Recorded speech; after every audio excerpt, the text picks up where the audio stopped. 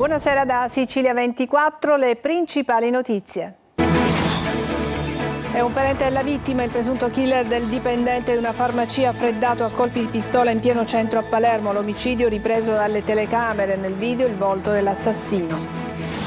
Aggressione a colpi di coltello a Carini, tra vicini di casa, 2 feriti, tra cui un ventenne, la denuncia della madre, mio figlio coperto di sangue. A Catania è arrestato un rapinatore seriale di supermercati, entrava a volto scoperto fingendosi un cliente, poi minacciava il cassiere e prelevava i soldi. Nodo Rotolo Ognina a Catania, via libera progetto, passo decisivo per liberare il lungomare dalle auto e valorizzare il borgo marinaro del Porticciolo con l'abbattimento del cavalcavia. Si torna tra i banchi, tutti a scuola senza utilizzare i cellulari. Il Codacons denuncia le cattive condizioni degli edifici in Sicilia. La bambina più bella d'Italia è siciliana, di Santa Croce Camerina, si chiama Diva, 6 anni e sogna di diventare agente di polizia. Calcio, vittoria pesante per il Palermo che ha battuto fuori casa il Sud Tirol per 2-0, decisiva la doppietta del finlandese poi Ampalo. In Serie C, partita da dimenticare del Catania, battuto nettamente a Cosenza, la sconfitta di ieri fa tornare tutti con i piedi per terra.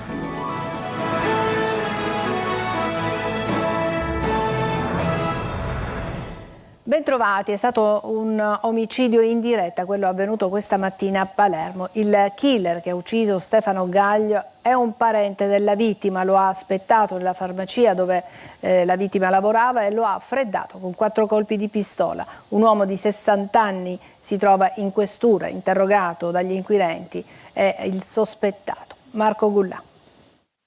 Avrebbe un volto e un nome, il killer dei capelli brizzolati che questa mattina ha ucciso il magazziniere della farmacia Sacro Cuore di Palermo, Stefano Gaglio, di 39 anni.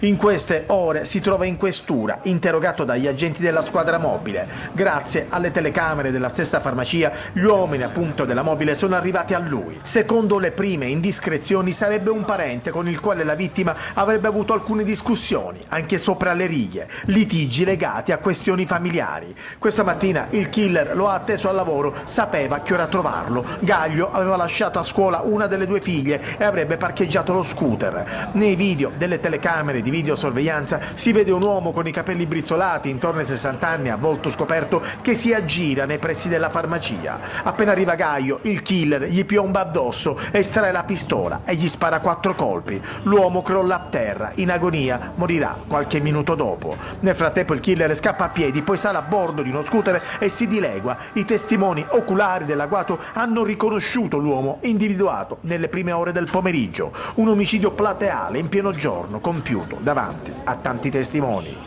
Una persona calma, tranquilla, sono sempre sorridente. Un grande lavoratore. Ha sentito i colpi di pistola, si è affacciata, ha visto qualcosa? No, mi stavo fumando come adesso una sigaretta, ho sentito questi 3 colpi, ma non pensavo fossero spari, pensavo che giochi d'artificio o quella Vespa là che mettendola in moto scattava questi botti, non l'ho capito. Io ho sentito i spari e sono uscita dal negozio e ho visto a lui per terra. Poi ho visto che l'ambulanza ha ritardato 20 minuti, ma era vivo lui, ancora respirava. La vedevo abbastanza provata, lei lo conosceva? Sì. Sì, è una vita che lavora qua questo ragazzo, un bravissimo ragazzo, tutto per la famiglia e per il lavoro. Il killer, quindi un parente, abiterebbe nel quartiere Calza di Palermo. È una lite tra vicini di casa, è finita con un'aggressione in pieno giorno a colpi di coltello a Carini. 2 feriti, tra cui un ventenne. La denuncia della madre di uno delle vittime, mio figlio coperto di sangue. Luca Ciliberti. È una vicenda dai contorni ancora poco chiari, ma con un epilogo da incubo. Un giovane di 20 anni colpito con 2 coltellate al petto e una al braccio, il padre pestato brutalmente e la madre terrorizzata che ha assistito inerme alla scena. È accaduto tutto a Carini, nel Palermitano, intorno a mezzogiorno di domenica. Una lite tra vicini, secondo le prime ricostruzioni, degenerata per futili motivi e che stava quasi per trasformarsi in tragedia. A raccontarla è stata la madre della vittima, Mary Giammona, giornalista di Teleiato, che con un post su Facebook adesso vuole giustizia. Ho visto il sangue sangue che copriva il corpo di mio figlio, ma nessuno è stato trattenuto per tentato omicidio, scrive. La donna avrebbe chiesto ai vicini, che avevano affittato una villetta limitrofa e che avevano organizzato una festa, di spostare dal muro perimetrale una delle casse acustiche dell'impianto che trasmetteva musica ad alto volume.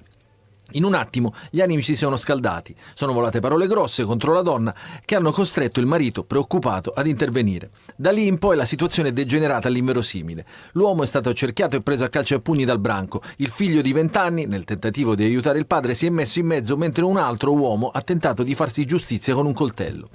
Secondo quanto riportato dalla donna, il ragazzo è stato trasportato all'ospedale di Partinico, dove i medici hanno fortunatamente accertato che il coltello non ha colpito gli organi vitali. Sul posto sono intervenuti i soccorritori del 118 e i carabinieri della sezione radiomobile di Carini. L'autore dell'aggressione, probabilmente sotto effetto di alcol, è stato denunciato a piede libero, ma le indagini proseguono per ricostruire minuziosamente la dinamica dei fatti. Incredulità e indignazione da parte della comunità di Carini, che si è stretta attorno alla famiglia brutalmente aggredita. La morte dell'imprenditore palermitano Angelo Onorato. Nonostante la richiesta di archiviazione, la famiglia insiste, è stato strangolato. Manlio Viola. Si opporrà alla richiesta di archiviazione e contesta l'ipotesi del suicidio la famiglia di Angelo Onorato, l'imprenditore trovato cadavere nella sua auto il 25 maggio del 2024 a Palermo con una fascetta di plastica stretta intorno al collo. Per Francesca Donato, ex europarlamentare della Lega, oggi vicepresidente della DC, ci sarebbero numerosi elementi nell'inchiesta da approfondire che farebbero pensare in tutto e per tutto a un omicidio. La Donato consegna a Repubblica le sue riflessioni dopo aver letto le circa 2000 pagine dell'indagine. Non ci sono impronte sulla fascetta, dice la Donato. Come avrebbe fatto Angelo a stringersela intorno al collo senza lasciare tracce? Nell'auto poi ci sono diverse altre impronte, ma nessuna è stata utile per un confronto, ma questo lascia pensare ci fossero altre persone. Una ipotesi, secondo la Donato, confermata anche dal GPS dell'auto che segnala alle 11.07 una porta aperta. Per la famiglia c'era un uomo sul sedile posteriore che portava i guanti e ha strangolato Angelo per poi scappare dallo sportello posteriore. Quanto al movente, la Donato ha un'idea precisa: c'erano pretese alle quali Angelo non voleva dare seguito e nell'ultimo periodo ha spesso raccontato di essere seguito da 2 uomini in motocicletta. Lo avrebbe detto a un testimone, ma anche alla moglie, alla quale aveva raccontato di temere per la sua vita. Il giallo insomma c'è ancora e la famiglia vuole che si continui a indagare. Io e mia figlia abbiamo diritto a conoscere la verità, conclude Francesca Donato. A Catania è arrestato un rapinatore seriale, è stato incastrato dalle telecamere di videosorveglianza. Emanuela Corsi. Il metodo era sempre lo stesso. Entrava a volto scoperto negli esercizi commerciali, fingendosi un cliente qualunque, ma una volta arrivato alla cassa con un'arma da taglio minacciava il malcapitato dipendente di turno e prelevava l'incasso. La polizia di Catania ha arrestato un rapinatore seriale di 38 anni. Le indagini hanno preso il via dopo un colpo commesso la sera del 10 gennaio, ripreso dalle telecamere del sistema di videosorveglianza. Un analogo episodio si è verificato il giorno successivo, sempre alla stessa ora, quando il rapinatore in un altro esercizio commerciale ha minacciato con un taglierino il dipendente per farsi aprire la cassa, impossessandosi del denaro contante custodito all'interno. Anche la mattina del 12 gennaio l'uomo ha fatto ingresso all'interno di un supermercato, intimando al cassiere di consegnare il denaro contenuto nella cassa. Tutti gli episodi sono stati ripresi dalle telecamere. In questo caso però, come si vede, il commesso è riuscito a mettere in fuga il malvivente che a piedi si è allontanato. Le indagini della squadra mobile hanno permesso di incastrare l'uomo per tutte queste rapine. Il responsabile è stato arrestato e rinchiuso in carcere. A Catania via libera al progetto esecutivo per il nodo Rotolo-Ognina che prevede il completamento dell'allaccio tra viale Alcide De Gasperi e viale Ulisse. Luca Ciliberti. Nuovi passi verso il waterfront di Catania. La Giunta Comunale ha approvato il progetto esecutivo per il miglioramento della viabilità nodo Rotolo-Ognina, un'opera strategica che consentirà a breve l'avvio della gara e l'apertura del cantiere. L'intervento, del valore di oltre 11 milioni di euro, è finanziato attraverso fondi europei e si inserisce nel più ampio piano di rigenerazione urbana dell'area Ognina-Rotolo-Picanello per un investimento complessivo di 53 milioni di euro. Il progetto prevede il completamento dell'allaccio tra viale Alcide De Gasperi e viale Ulisse, rendendo così finalmente pienamente operativo l'asse viario di scorrimento nord-sud alternativo al lungomare, oggi congestionato dal traffico. Una volta ultimato, l'intervento atteso da decenni libererebbe il lungomare dalle auto e valorizzerà il borgo marinaro di Ognina con l'abbattimento del cavalcavia. Il nuovo asse di collegamento, concepito come una via di fuga in caso di emergenze, rafforzerà la sicurezza urbana e la mitigazione del rischio sismico. Soprattutto, come evidenziato nella relazione generale, rappresenta una scelta strategica per alleggerire il traffico da Viale Alta Lagona, ridisegnare l'assetto viario cittadino e rendere possibile la pedonalizzazione del lungomare tra Piazza Nettuno e Piazza Mancini Battaglia. Primo giorno ufficiale in tutta la Sicilia per quanto riguarda i ragazzi che vanno a scuola. Tra le novità, la più discussa è quella dell'utilizzo dei cellulari in classe. Desiree Ferlito. La sveglia al mattino presto, l'outfit preparato la sera prima, lo zaino, la merenda. E così da oggi si ricomincia. È suonato ufficialmente stamattina la prima campanella per la scuola siciliana, in linea con quanto indicato dal calendario regionale. La conclusione delle attività didattiche è prevista invece per il 9 giugno. Secondo il calendario siciliano saranno 206 i giorni da trascorrere tra i banchi, 205 qualora la festività del santo patrono della località in cui ha sede l'istituto cada durante il periodo di attività didattica. Occhi puntati sui vecchi problemi. Il Codacons accende i riflettori sulle condizioni dell'edilizia scolastica in Sicilia, definita gravissima per crolli, degrado, mancanza di certificazioni di sicurezza e strutture ormai vetuste. Secondo i dati diffusi dall'associazione, su 3.138 scuole dell'isola, solo 139, pari al 4,4%, risultano pienamente in regola con tutte le certificazioni previste. Tra le novità, il divieto di utilizzo dei cellulari a scuola. Da oggi gli istituti si interrogano su come gestire questa nuova regola stabilita dal Ministero. Saranno sanzionati con una nota disciplinare e in caso di reiterazione alla nota disciplinare seguirà anche un provvedimento di sospensione dall'attività didattica. Sulla custodia degli smartphone durante le ore scolastiche, gli istituti rimandano la responsabilità agli stessi studenti.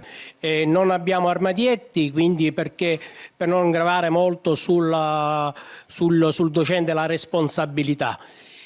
Non devono tenerli a vista. Adesso una breve pausa e poi parleremo della nuova tegola caduta su Agrigento, capitale della cultura, ma vedremo anche la bimba più bella d'Italia. A tra poco. Clamorosa bocciatura, la Corte dei Conti stronca Agrigento, capitale della cultura. Ritardi, caos gestionale e fondi pubblici a rischio, un'occasione storica che potrebbe trasformarsi in un clamoroso fallimento. Davide Sardo. È una bocciatura netta quella della Corte dei Conti sulla gestione di Agrigento, capitale italiana della cultura 2025. Nel mirino ritardi, conflitti interni e scelte discutibili che rischiano di svuotare di senso l'evento. Il giudizio arriva dopo 144 pagine di istruttoria firmata dal presidente della sezione di controllo Salvatore Pilato. Parole durissime. Criticità, confusione, mancanza di coordinamento.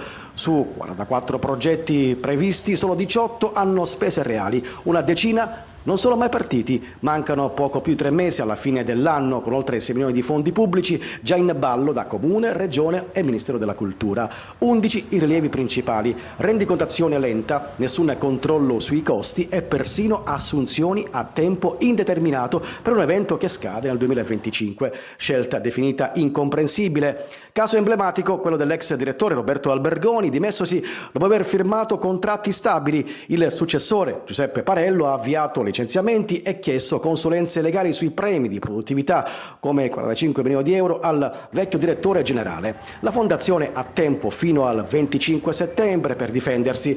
Se le controdeduzioni non convinceranno, l'udienza si terrà il 7 ottobre. Il rischio è concreto, da occasione storica a clamorosa occasione mancata. E oggi c'è stato un incontro della STM al tavolo del Ministero e ci sono buone notizie per i lavoratori, perché la STM ha dichiarato il ritiro degli esuberi. Rimane la richiesta da parte di STM di un accordo con governo e organizzazioni sindacali per pensionamenti, prepensionamenti e uscite volontarie, ma non ci saranno quindi più i famosi esuberi paventati, per cui si pensava dei licenziamenti. Cambiamo argomento, è siciliana di Santa Croce Camerina e ha 6 anni, la bambina più bella d'Italia. Si chiama Diva Corallo e in famiglia hanno conquistato tutti dei titoli. Veronica Barbarino. Sogna di diventare poliziotto o dottoressa, ma intanto, a soli 6 anni, ha già conquistato una platea nazionale. Lei è Diva Corallo, la bambina di Santa Croce Camerina che a Roma, rappresentando la Sicilia, nella categoria 5-8 anni, è stata incoronata bambina più bella d'Italia. Un successo che nasce dalla sua spontaneità e dal sostegno dei genitori, Giorgio e Federica. Sin da piccola io comunque cercavo questi vari concorsi per poter partecipare perché mi è sempre piaciuto, quindi io li ho fatti, poi ho avuto giustamente bambini e me li sono portata dietro per fare queste esperienze. Ho iniziato col maschietto, poi il maschietto ha vinto le sue fasce e quant'altro, ha deciso di non partecipare più e mi sono dedicata anche alle piccole. A soli 2 anni, Diva aveva già conquistato la fascia di Miss Baby Reginetta sul mare. Oggi, oltre al titolo nazionale, si porta a casa anche il premio Like, che la incorona come la più votata sul web. Mi sono sentita contenta e felicità e sono orgogliosa di vincere questa fascia. Mi sono divertita, è stato stupendo fare la sfilata là, aspettare, è stato bellissimo. Ma il sogno non finisce qui. Il prossimo traguardo sarà a Milano a novembre, dove Diva proverà a conquistare l'Europa. Adesso una pausa e poi l'ampia pagina dedicata al calcio. A tra poco.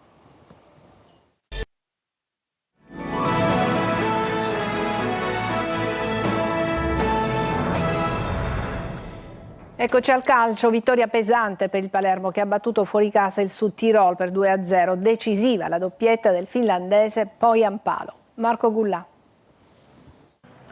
Solido, compatto ma soprattutto vincente. Il Palermo sbanca il Druso di Bolzano 2-0 al Sud Tirol con doppietta di Poyanpalo e 3 punti decisamente pesanti nel bagagliaio. Non era affatto facile anche perché il Sud Tirol di Castori è squadra insidiosa e che in casa lascerà pochi spazi agli avversari. Il Palermo di Inzaghi ha comunque avuto per gran parte del match il filo del comando grazie anche alla rete a freddo che ha colpito gli avversari. Poyanpalo ha infatti gonfiato la rete dopo nemmeno 2 minuti con questo colpo di testa dopo la spizzata di Leduaron. Con Brunori e Palumbo in panchina, Inzaghi ha preferito dare spazio proprio a Leduaron e Gyasi a supporto del finlandese, spietato sotto porta. Dopo il vantaggio, il Palermo ha provato ad addormentare i ritmi del match facendo molto possesso palla e facendo stancare gli avversari che spesso hanno girato a vuoto. I siciliani provano a trovare il corridoio giusto per infilzare il Sud Tirol, ma nel primo tempo non succede più nulla. Ripresa al 10°, Odogu s'accartoccia sulla palla a 2 passi da Joronen, sprecando una buona opportunità. Poi Leduaron è egoista e anziché servire al centro i compagni preferisce tirare. I cambi danno maggiore frizzantezza al Palermo che a 10 minuti dal 90° raddoppia. Palumbo scappa via, imprendibile, poi palla deliziosa per Poyanpalo che controlla e piazza all'angolino e 2-0 e 3 punti in naftalina. Il Palermo vince e torna primo assieme a Frosinone, Modena e Cesena. È una grande vittoria, veramente. Avevo chiesto alla squadra di venire a fare una battaglia, abbiamo fatto veramente una grande gara di battaglia, di sofferenza, ma ribattendo colpo su colpo. E poi è chiaro che speravo che facendo battaglia poi il nostro talento potesse portarci a vincerla. Siamo contenti, qua insomma il Sud Tirol nel 2025 mai perso. Venerdì sera Palermo al Barbera contro il Bari. Partita da dimenticare del Catania, battuto nettamente a Cosenza dopo le 3 vittorie, la sconfitta rappresenta un ritorno con i piedi per terra. Marco Carli. Siamo stati a volte molli, soprattutto nei duelli, ma anche quando avevamo la palla a non accelerare, a non velocizzare l'azione. Si può dire un bagno di umiltà? Lo stavo dicendo io, queste partite poi ti servono.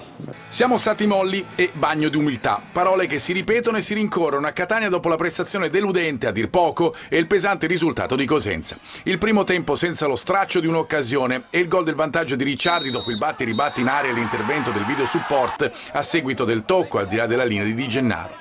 Nella ripresa ti aspetti un Catania diverso e così non è. Il Cosenza spinge, arriva anche l'errore di Dini sul gol del 2-0 di Florenzi. Ci vogliono i subentrati per cambiare le cose. Lo fa Lunetta, uno dei pochi se non l'unico a confermare il livello delle prime partite. 2-1 e gara riaperta ma subito chiusa dalla fuga di Kuan per la rete del terzo gol calabrese e sconfitta ingigantita nelle proporzioni dal 4-1 di Langella.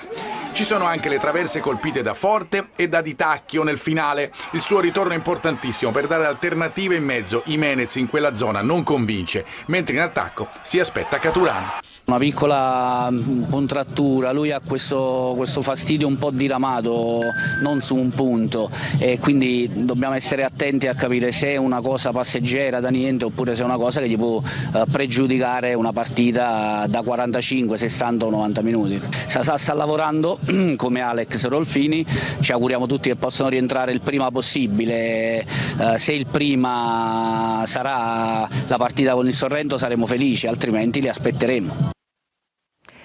3 vittorie in 4 partite per il Trapani che al provinciale batte anche la Casertana per 2-0. Franco Cammarasana. 10 punti in 4 partite, senza gli 8 di penalizzazione, il Trapani starebbe da solo al comando della classifica. Una vittoria importante quella sulla Casertana, anche una sorta di rivincita. Lo scorso 27 aprile infatti la Casertana vinse al provinciale centrando la salvezza, ma al contempo negando al Trapani le residue possibilità di disputare i play-off. Ieri, come previsto alla vigilia, non è stato facile avere la meglio su una squadra ben messa in campo e subito pericolosa al nono con Callon. Granata, per l'occasione con la difesa a 4, avrebbero potuto sbloccare la gara al 19esimo sugli sviluppi di un angolo, ma la traversa ha negato a Grandolfo la gioia del gol. Brividi per il Trapani anche al 14esimo della ripresa, quando sugli sviluppi di un calcio piazzato Vano ha colpito la traversa. Al 22esimo però, su un cross dalla sinistra di Di Noia, Grandolfo ci mette la zampata vincente e sblocca il risultato.